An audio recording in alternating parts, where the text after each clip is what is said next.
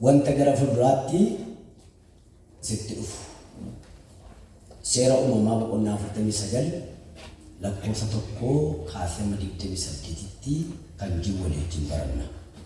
Tokko lukkisiisana ispeeshaalii wantoota ijoollee Yaaqoobitti dhufan 12 sana jireenya keenya irratti appilikeeshinii isaa ilaalaa deemna.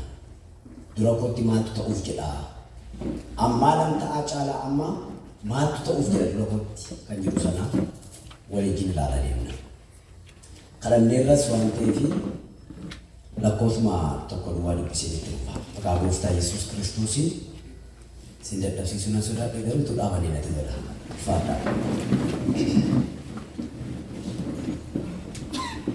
Seera uumamaa boqonnaa 49 mata dureen isaa kan jedhame.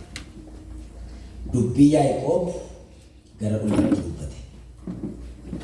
Yommus Yaaqoob ilmaan isaa ofitti waamee wanta gara fuula duraatti isinitti dhufu akka isinitti himuuf walitti qabama.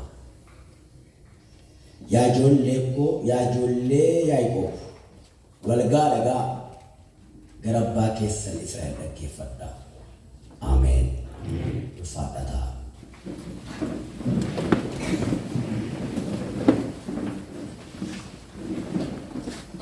Wanta gara fuulduraatti natti dhufu.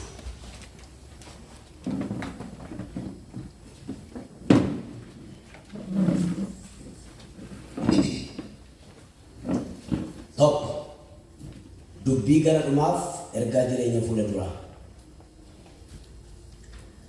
Yaaqoobiif yeroon dubbii isaa gara galgalaati. Jechi dubbii isaa garuu ergaa jireenya fuulduraati.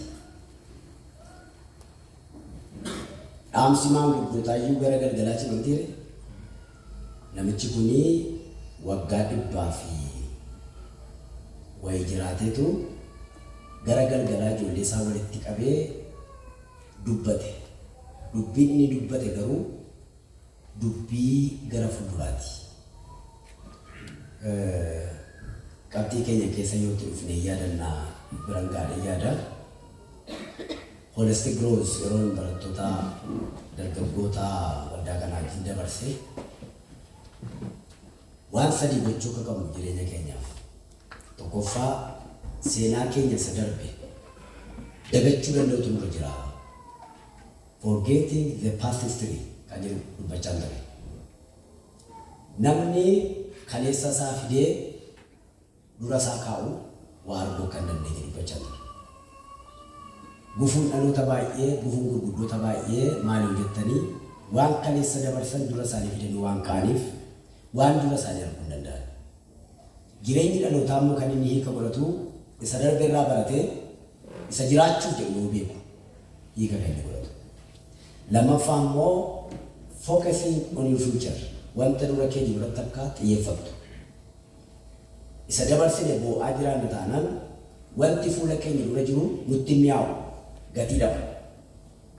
Kanaafi kaleessa kassaruu dandeessaa, dadhabuu dandeessaa, dhukkubsachuu dandeessaa, biyyaa ba'uu dandeessaa, namni si jibbuu danda'a.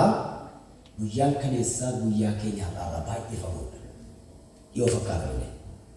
Kanaaf itti gaabbines itti gammannes guyyaa kaleessaa deebisuu hin dandeenyu. Darbeera waan ta'eef. Kun ragaa macaafa qulqulluu qaba waan itti dubbattu yoo jettanii wanta darbetti yaada keessan inni dhiina. Ammaan godha. Kiristoos Yesuusiin kan amane amanaan tokko yeroo hundumaa Waaqayyo irraa waan haaraa eeguu qaba. Guyyichi haaraa waan ta'eef. Hamma sa'aatii isin amma jiraattan kanaatti kan sin miidhe kan sin gammachiise jiraachuu danda'a. Daqiiqaan amma jiraannu kana garas garuu macaafni qulqulluun kan dubbatu waan haaraa jira. Sammuu keessatti hundumaa siistema haaraa, jireenya haaraa, kallattii haaraa, guddina haaraa, jecha haaraa, ayyaana haaraa dheebochaa deemtu taanaan inni moofa'aan jireenya keessan balleessuu hin danda'u waan ta'eef.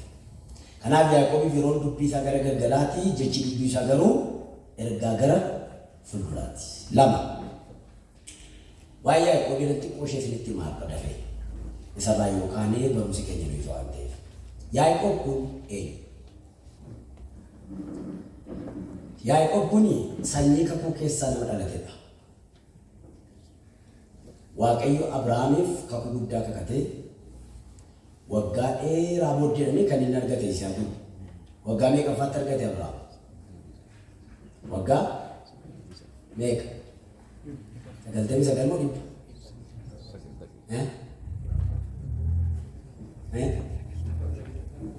99 gaafa waggaa 99 ta'u kan inni harkaan qabate garuu 100.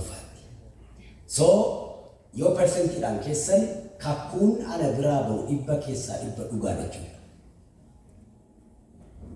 Dhugaartu anatu sii dubbata taanaan wanta dubbadhe 100 keessaa 100 dhugaadha. Maatiyos 14 gaafa laaltan gaafa lafa onaa irratti gaaffii guddaan tokko ka'ee yaadatu bartoonni gaaffii kaasan. Lafichi lafa onaadhaa jerichi sokkeeraa gadi dhiisennaan nama 5,000 kutataan teessisaa jedhe. Mitiree 50 teessisanidha. Nama 5,000 iddoo 50 teessisan jechuun iddoo meeqa ta'an jechuudha? Iddoo meeqa? 5,000 meeqa? 100. That means isin gidduu waan jiru jedhe gaafa teessus. Ennaan waan qaban itti mul'isan. Kutataan teessisan 50 teessisanii iddoo 100 ta'an. Akkan jechuun 100 keessaa 100 inni isin danda'u isin gidduu jira. Kakkuun anaaf kakatameedhaame. 100 keessaa 100 dhugaa.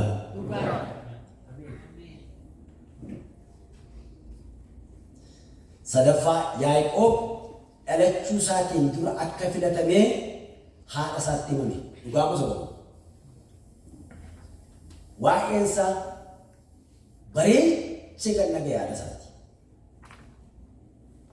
Haadhi keenya waa'ee keenya hin beektu taanaan nus haadha keenya beekuu hin dandeenyu. Waaqayyo kan inni ittiin nutti dubbatu karaa haadha keenyaatiin. Maartin Luuter maal jedhaa? Namni waldaa kiristaanaa haadha hin taaneef Waaqayyo abbaan ta'uuf jedha. Waaqayyo nama tokko karaa kam leenjisaa, karaa kam mana isaatti agarsiisuu jettanii karaa mana isaati.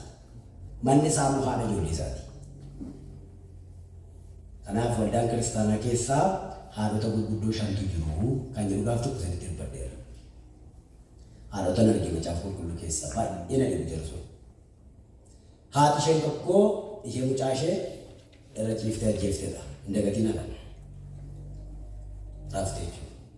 Haati isheen tokko immoo hin achisiifte. Haati isheen tokko immoo qaltee nyaatte. Jira macaafa qulqulluu keessa jiru. Haati isheen tokko immoo hoosiftee guddifatte. Haati isheen 5ffaan immoo karaa fayyina keenyaan hundeesse. Isheen immoo Maariyaam. Kanaaf waldaan kiristaanaa isheen har'aa kun dhaloota kanaaf haadha ishee kamiidha? Ishee irra ciiftee ajjeeftudha. Haati isheen amma isiniin hoosisaa jirtu, isiniin guddisaa jirtu kun ishee isin keessatti waaqeffachaa jirtan kun isiniif haadha kan. Miseensa waldaa kanaa caalaa iddoo garaa garaatti keessummoonni akka isin dhuftan nan beeka. Baga nagaan dhuftan isiniin jecha waldaa isin keessaa dhuftan haadha ishee kan. Isin irra ciisaa jirti. Lammaffaa immoo haadha ishee achisiiftudha. Hin achisiisu waldaan tokko ijoollee isaanii. Abbaan qabeenyaa isaanii jala hatamaadha. Raajiin isaanii jala hatamaadha. Lubii isaanii jala hatamaadha. Miseensi isaanii jala hatamaadha. Isheen tokko immoo qaltee nyaatte. Waldaan dhaloota qaltuu filatti. Abbaa mul'ataa kan qabdu, gurguddoota kan qabdu, beektota kan qabdu, mormarraa kan gattu. Waldaan isheen bara jalqabaa tun hundaa'een Yohaannis Cuuphaa kan qalee dhaloota bara sanaati. Yesuus Kiristoos mandaraa raajotaaf gurguddoota ajjeeftu keessa miila qullaadhaan ba'ee sokkaa ture. Isheen tokko immoo hoosiftee guddifatteedha. Haadha Haannaa, haadha Saamu'eel, haadha Musee fa'aa ilaaltanii hoosiftee guddifte. Isheen immoo biyya ormaa keessatti hoosifatti. Waan haati Museen ittiin Musee guddifatte kan isin dhibu waggaa 40 garbummaa keessa erga teessisee booddee ija isaa bane gadi ba'ee saba isaa argee. Maariyaam immoo karaa fayyina keenya hundeessine Yesuusiin isheetti sagaluudhaan yoo baanne Waaqayyo ishee eebbisu. So dhalachuu Yaaqoob haadhatti hime jechuudha.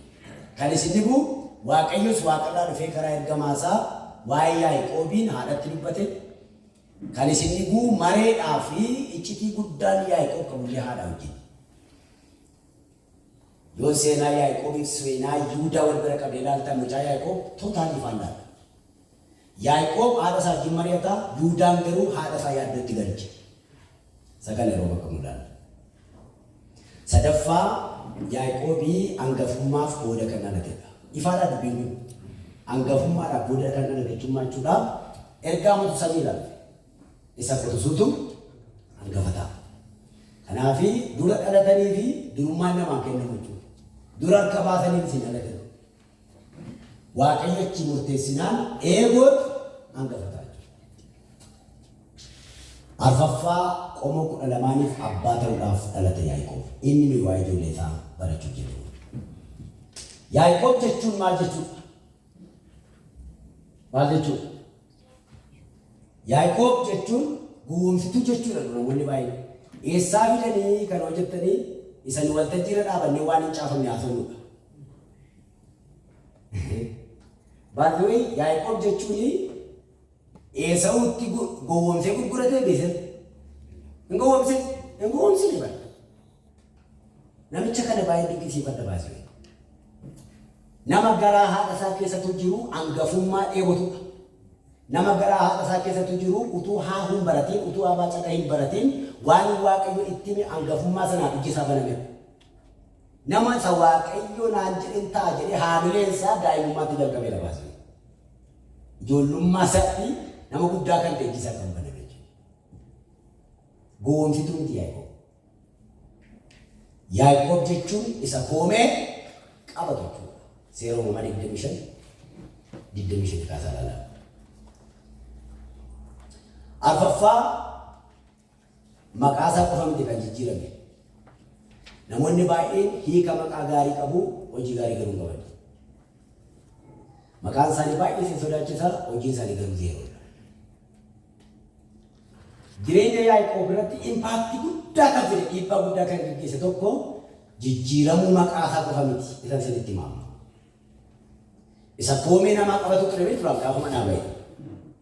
Karaa irratti garuu maqaan isaa Israa'el jedhamee moggaafame. Israa'el jechuun isa Waaqayyo wajjin wal'aansoo wal qabu.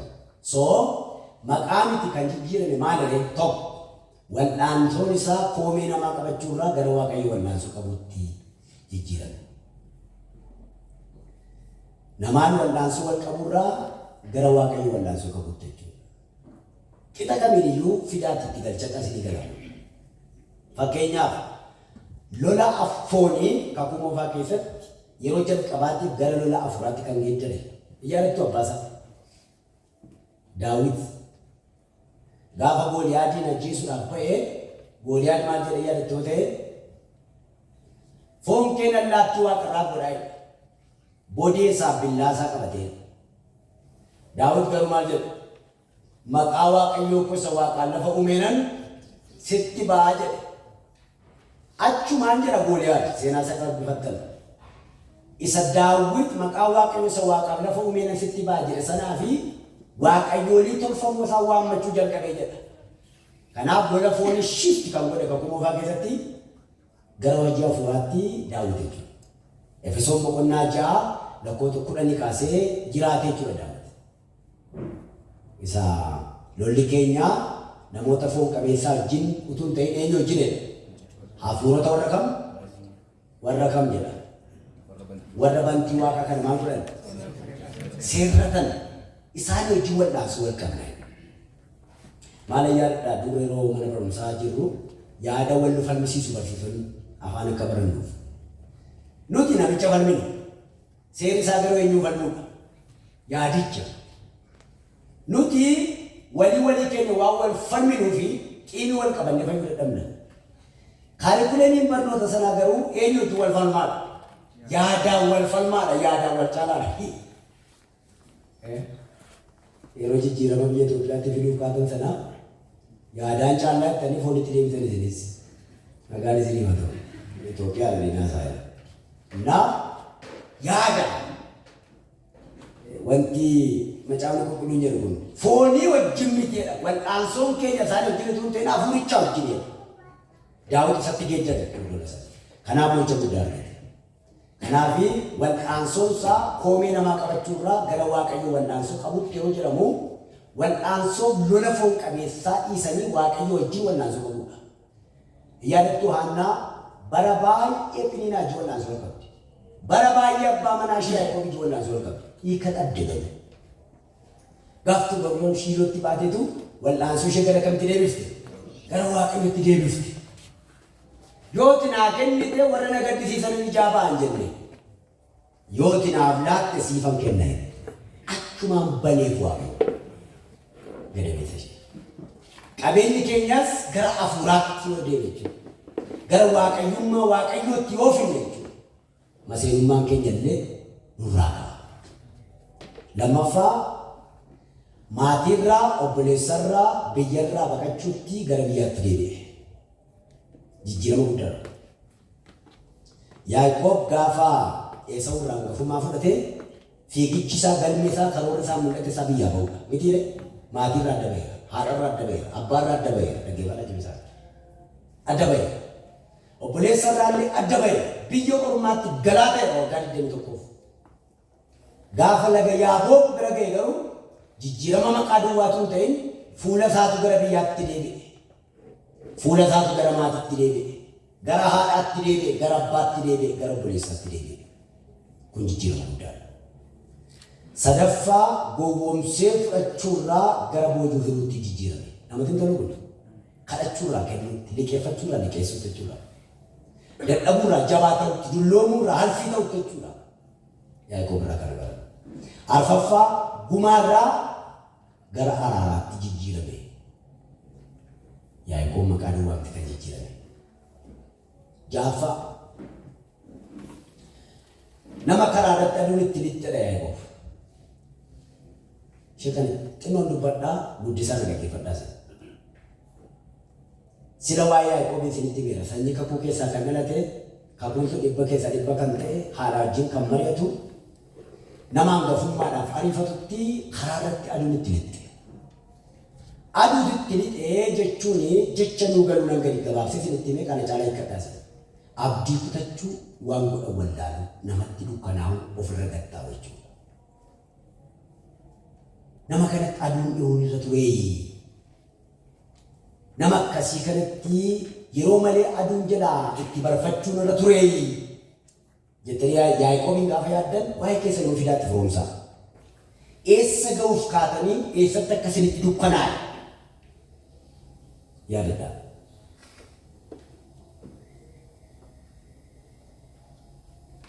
Isin bagaruu jecha tokko dubbanna.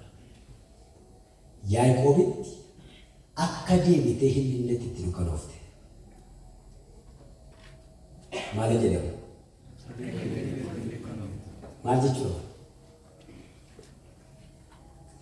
Aduun gaaficha Yaaqoobitti dukkanoofte lammaffaa qomoo Yaaqoob irratti akka isheen hin linneef kakuu tokkotu haara'e.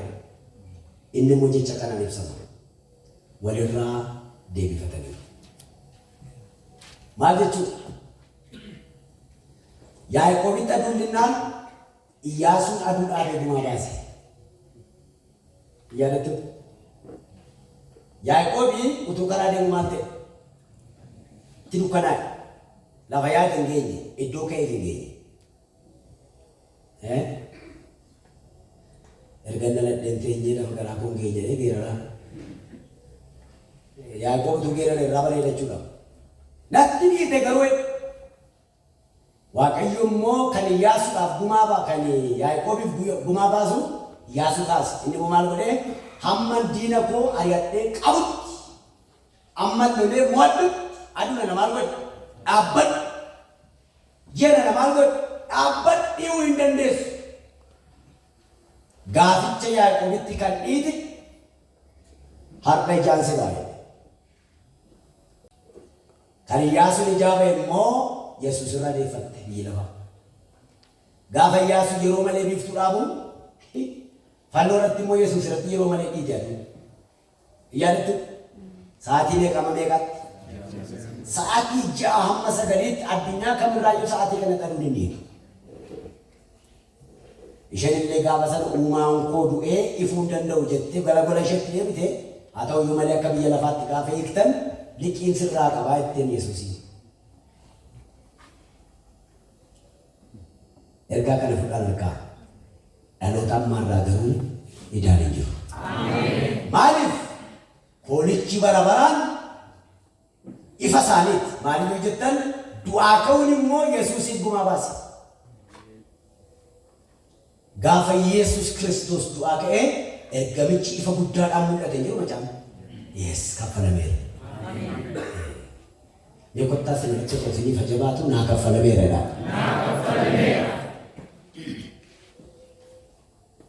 Kanaafuu walirraa deeffataniiru.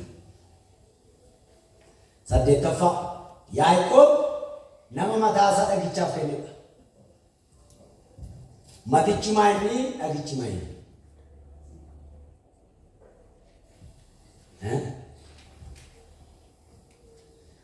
Nama maraate tokko maal ta'e jettu? Miila cabettu? Harka cabettu? Mataa. Mataa ini jedhu kuni beekumsa, wisdomidha, hooggansa, geggeessaa danda'a. Kanaaf Kiristoos miila waldaa kiristaanaatti nama caala. Mataa waldaa kiristaanaatti itti gaafatamaa.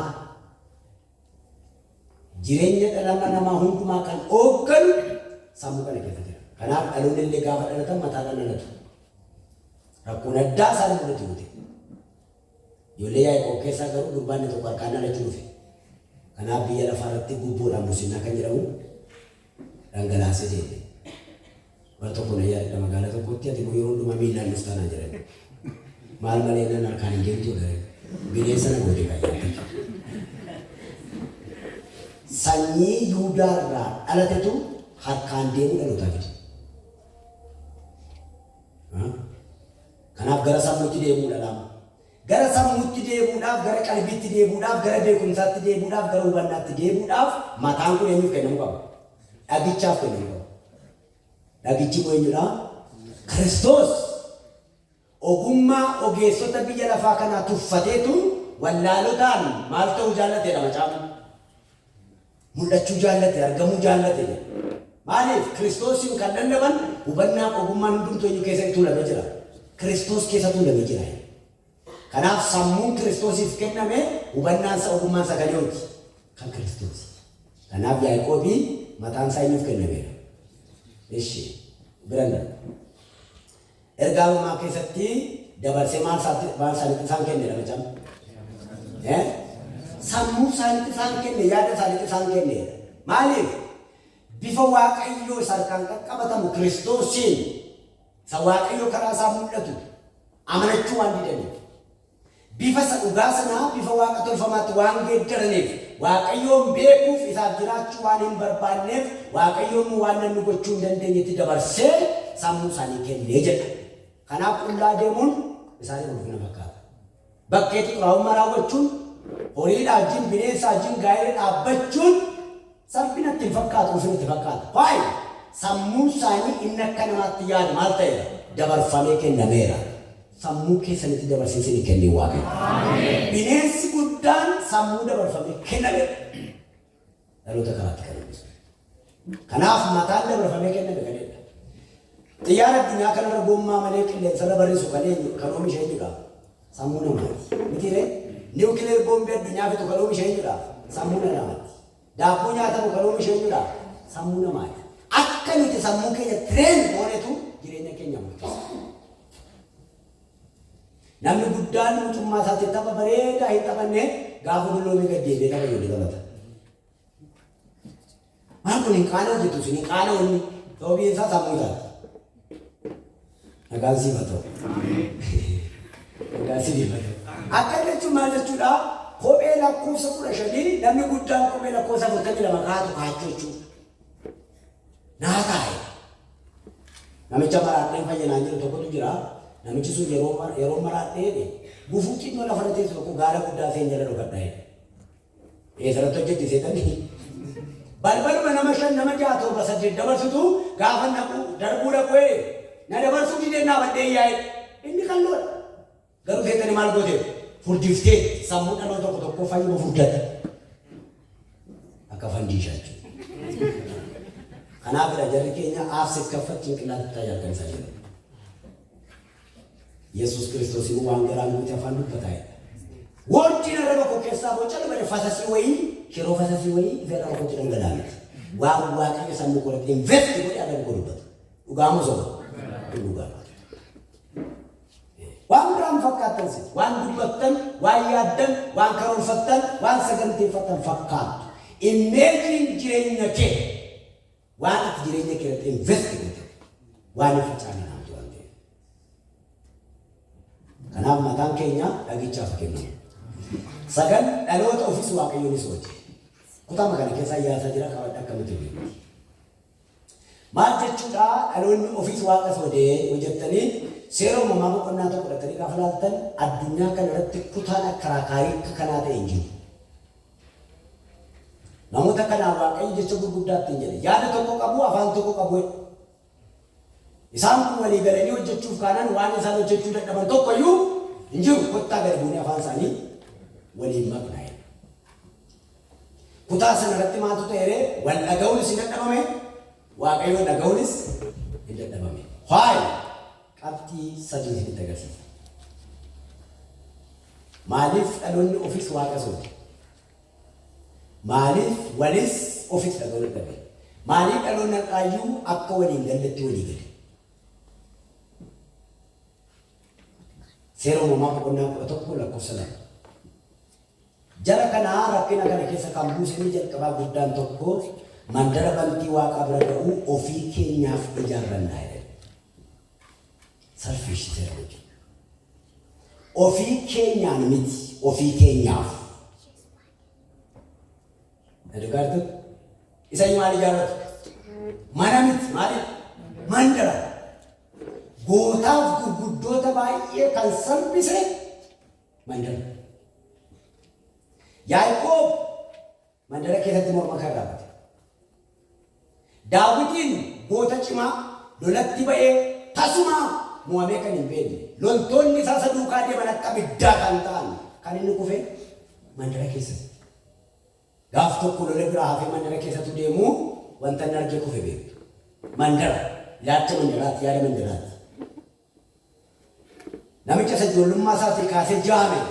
Dhaloonni harka keerra kaa'e jedhanii Yesuusin kadhatanii yaadatu dhiine mandaricha keessaa qabee gadi baase jedha. Jaamummaan namicha maali jechuudha?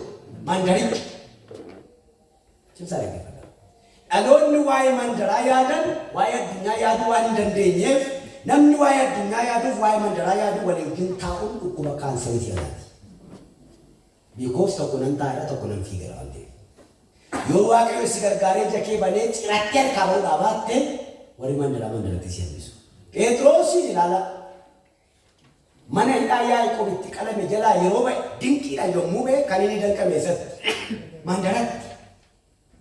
Intalli Roojiyaa jedhamtu gaafa Phexros balbala rurrukutu gadi baatee Phexros ta'uusaa argitee tokko hin gammaddee irraa banuu diddee. Yeroo tokko tokko balballi keenya nu argee nu dida. Yeroo tokko tokko namoonni waa'ee keenya arganii gammadanii deebi'anii maal ta'u nu dida. Dhugaatu isin bagaru mandaratti cufame malee gurbaan addunyaadhaaf hin qabee bahe. Yaadi keessan sagantaan keessan karoorri keessan kan mandaraati taanaan warra addunyaa jira karaa gadhiisa. Laafuma isin safarattan isin kenna waaqa. Buddeen isin safarattan isin nyaachisa waaqa. Biyya isin ilaaltan isin ilaata waaqa. So waa'ee mandaraa kuni jara kanaaf dhukkuba guddaa ta'e. Lammaffaa guutummaa lafarratti diidatti akkamitti hin moofneef jedhamti. Lakkoofsa lamarra jira. Kun yaada waaqayyo diiguu. Waaqayyo nama gaafa uume maal godhaa? Laficha guutaa baay'adhaa. Jarri kun garuu mandara isaanii jaallachaa jira maayini. Hojii isaanis mandara, yaadi isaanis mandara, dhaloonni isaanirraa dhalatu hundumtuu addunyaa irratti akkamitti hin moofne. Miidhamni kun yaadi waaqayyo garuu addunyaa dhaalaadha, addunyaa guutaa, hurruubaa ija godhadhaa. akka isaa waliin nageenya akka isaa waaqa nageenya ni godhe. Inni sadaffaan ittiin maqaa godhannaa jedhan. Ittiin maal godhannaa? Maqaa godhannaa. Femis ittiin taana. Ittiin beekamna. Ilaamee hojii kenna ittiin beekaman jedhina nu qabdu. Aangoo kenna ittiin beekaman jedhina salphattu. Biyya kenna ittiin nama beekamaa tokko ta'an jedhina. Sin beeksisa, sin mul'isa, sin guddisa. Biyya kenna maqaan keenya irratti guddatu jedha isin guddisa. Because ulfinni keenya ulfaachuu isaa keessa waan jiru. Kabaji keenya isa kabajuu keessa waan jiru.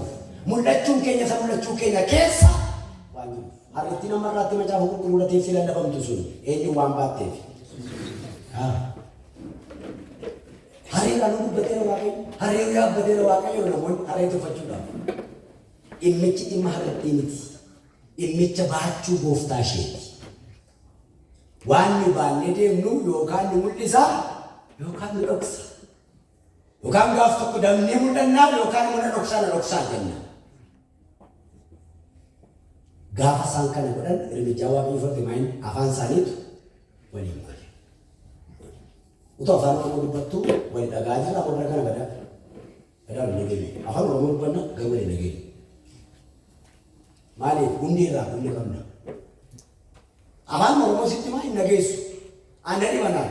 Waa mana sitti dubbadhee waan kan biraa godhee dhagaa isaa keessa taa'e. Maal yoo jettan akka waliin galetti walii galle waan ta'eef.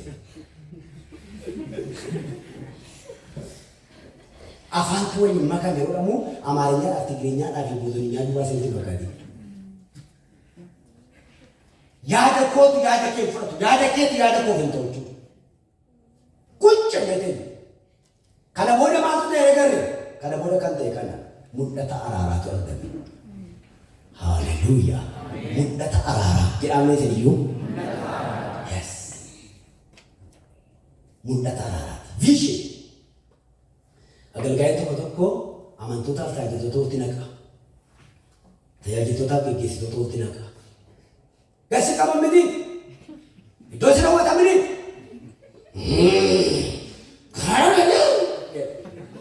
Akkasii jedhu waaqayyo hin soorata. እግዚአብሔር እንደዚህ አይነት ከዚህ ነው ማለት ገሬዮ ከራዳበ ገሬዳፍ ተራቀበ ማለት ኮመቴሞ ከራና በርጫብሴ ከራና አሜን ወልት ነው ሙለት ነው ባዬ ገኑ ቤት ልጅማ ጊባ ይላረው ጊባ ይሄ ሶፋዮ ቀይ ሶፋዮ እንትናዮ አይታላ እሺ አጭም ወዳር መለቂ ወልገደ ነመቸቱ ቆርጨት ይገብ አማገለም ከዘና ኩመዳዳሙ ዳጋባቴ ገለጽ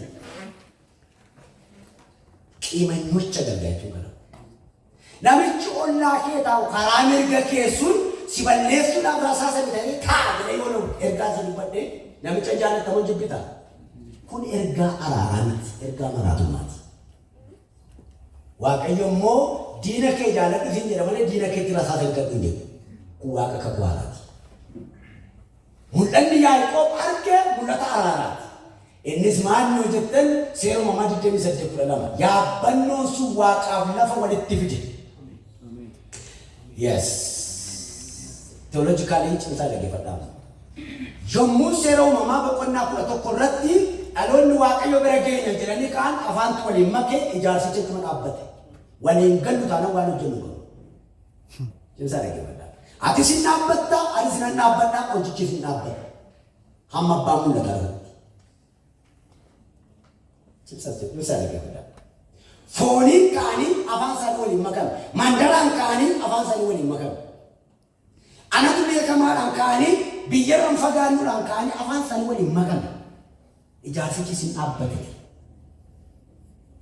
ከናፍ ወጋዴራዳፍ ናምኒፍ ዋኒ ወሊ ተራራሙ ዲደን ሴራ ኡማማ በቆና ፕሮቶኮል ተፈታኤ ያዕቆብ ሴራ ኡማማ በቆና ዲደም ሰጥቲት ለኡቱ ደሙ ለፈቆና ቀዱት ኢቴ አጋፉ ደመታ ዶራካቴ ያበኑ ለፋ ከኤዋ ቀብለገ ወርጌታ ኩና አራሩ ለታ አሜን ያበነቸ ገራሙ ኤኙትረጀ ኤውትረ ሶ ያበኑን ያዕቆብ አርጌ ሆላ አራራደጁ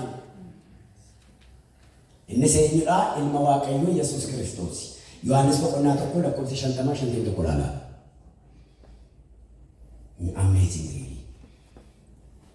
Yaabannoo tokkoon argaa yaabannoo kanarrammoo ergamoota waaqayyo tol boonii gabbuun argaa inni yaa'u isa gararraa inni ture jedhe waaqayyo nan argaa jira jedhe Yohaannis tokko 51 gaari battan immoo Yesuus Kiristoos Naatnaa'eliin muka harbuu jalattan si beekaa waa'ee muka harbuu gaaf tokko isinitti beekaa sin beekaa chittan si beekaa Israa'eloonni muka harbuu isaanii jala taa'anii wanti isaan hojjetan sagalee waaqayyoo meditee ture nama hamatu miti kiyyoo nama akaa'u miti walirratti nama jaaru miti buna dhuganii arraba dheeraadhaan nama kukkutu miti dhaggeeffata jechuudha muka harbuudhaaf wayinii jala taa'e Israa'el jechuun seera Museen barreesse kitaabota raajotaa kaatubiin isa jedhamu mediteet godhu utuunni waa'ee Yaaqoob arge sana taa'ee mediteet godhu kan wal beenanii fatee eessatti wal beenannaan muka harbuu jala teessee inni ati dubbisaa turtee yaabbannoo sun ana'e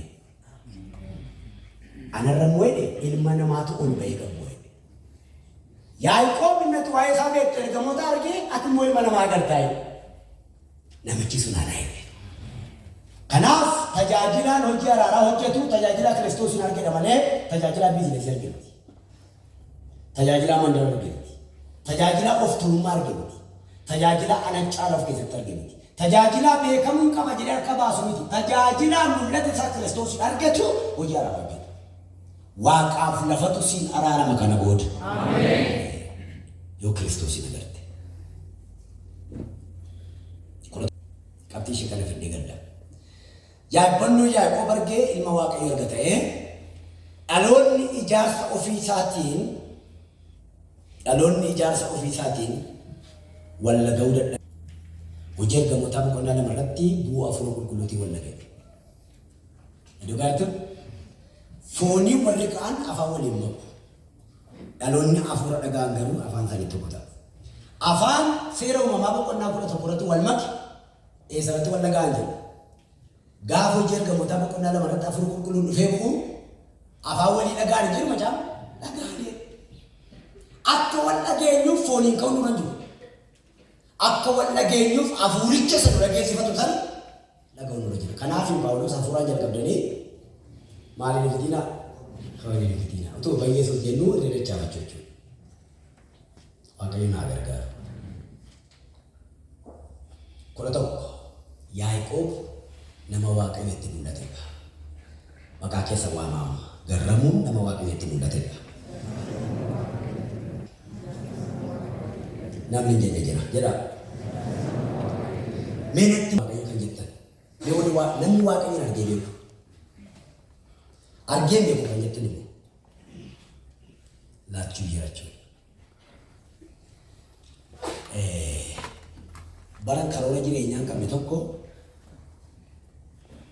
macaafa qulqulluu yeroo banuu Isaayyaas keessaa akka jennutti dhufa ani waaqayyoodha kan akka koon jiru mee kan akka koo yoo jiraata keessa ba'u ka'e ani moora sana nama rukutuun jaalladha olii gadi namalee namni jiru bara sana faayirajii keessa jira iyuma daalli bakka rukutuun jira gaafa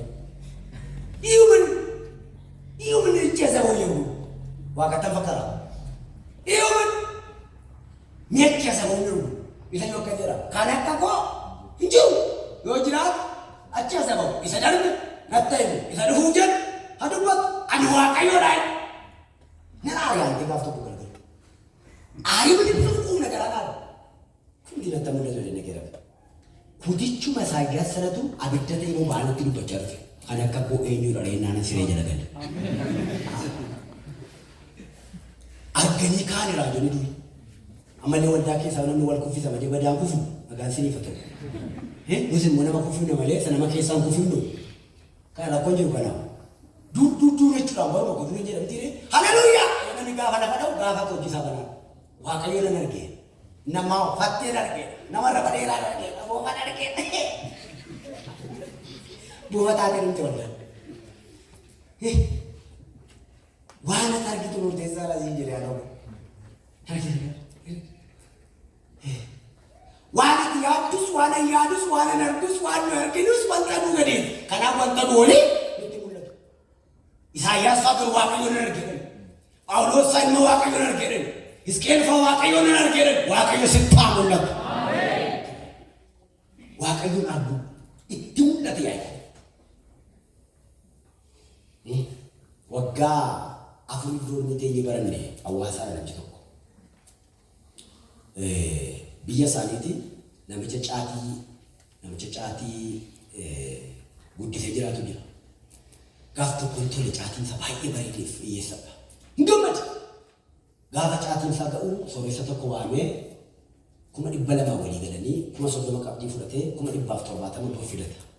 Hin gammadii nan sooromee namichi galateeffachaa bulee.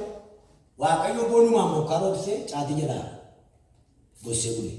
Minishirii sadheeraa beektu rasaasa 30 qabatadhan. Isa fudhateetu tulluu tokko yaabbatee gadi bu'ee waaqayyoon. Wanti kee ol guure dide. Kun seenaan dhiira yoo taate gabbu'e miqqanya. Waaqa miqqanya. Sooressi neeqatu jiru hiyyeessa 200 lafaaf ka'u miqqan takka di bu'e. Rasaasa 30 fuudhee waaqatti dhaqee gadi haadhamnaadhaan waaqayyoon irra geessee jiru.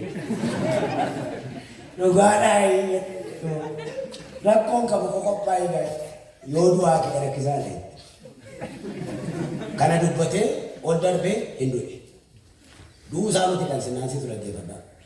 Abbaan qabeenyichaa 170 fidee gaafa dhufu namichi kafaname.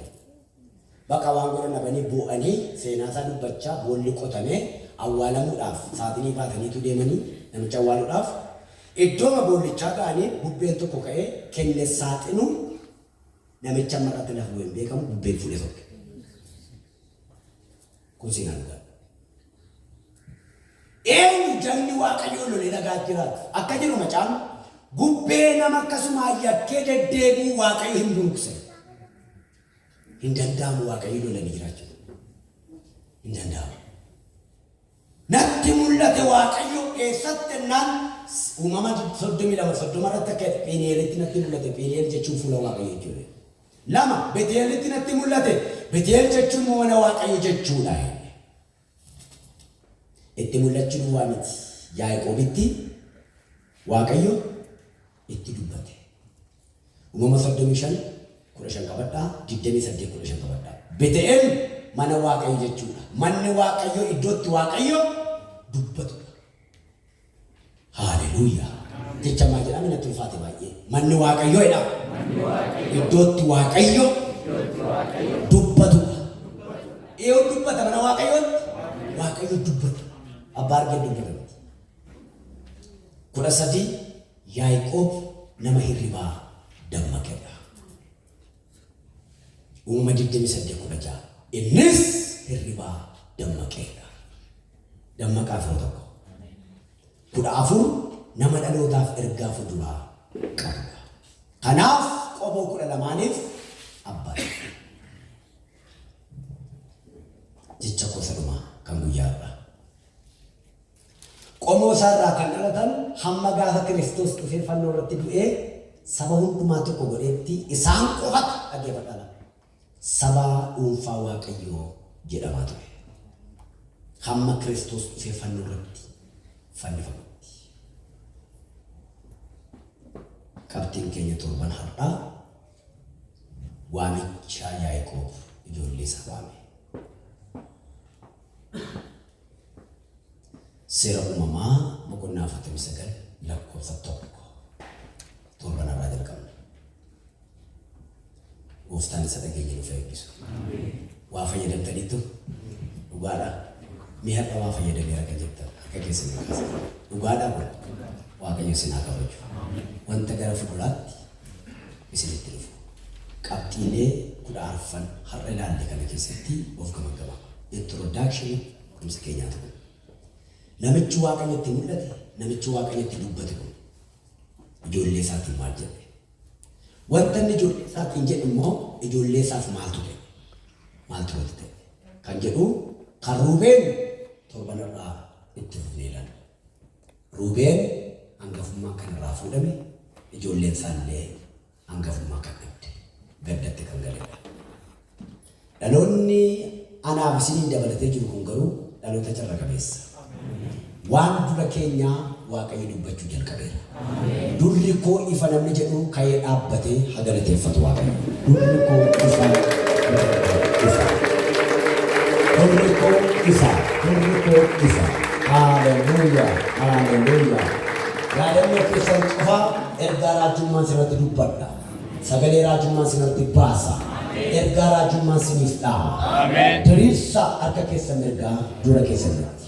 Ilaa dubbii hundee hin qabneef cal jedhee si kakaase dubbachuuf fuula kee nan dhaabne Waaqayyo. Waan tokko garuu nan dubbadha. Guyyoonni dura kee waraqaa qulqulluudha. Waan ati caaffatte sii dubbatu. Waan ati facaafatte sii biqilchu. Siif Waaqayyo waa'ee dura kee haasa'uu jalqabe. Umurii keetti umurii dabalee. Bara keetti bara dabalee. Guyyoota keetti guyyoota dabalee. Ajandaa keetti mul'ata haaraa fidee. Wanti Waaqaaf lafaa walitti siif araarsee. Guyyoota dura keetti mul'ata kee araarsee. Si gargaaruu jaallateera Waaqayyo. Si guddisuu jaallateera Waaqayyo. Anaaf jedhame mala. Qabeenyi koo guddaan guyyoota dura kooti. Anaaf jedha. Ulfinni koo jabaan guyyoota dura kooti. Guyyoota dura kooti jedha. Waanan ta'us, waan naaf ta'us Waaqayyo nama siisuu jalqabeera. Ameen jiraachuu isaanii. Dabala. Sadeeffata. Siiteera. Radalaba janama sekapara tira dura musa. Hatunda lama shikapura tia. Radora ramabama sikapura. Katara kene bishakuba basunda. Kudana kaita wakarana gaira. Durake kullesera. Kullesera. Kullesera. Mangala kesan sibasa. Ila kesan sibasa. Kene do jalan sibasa. Yakto jalan sibasa. Ohodu jalan sibasa. Wakodu jalan sibasa. Wakayo sentama lataya.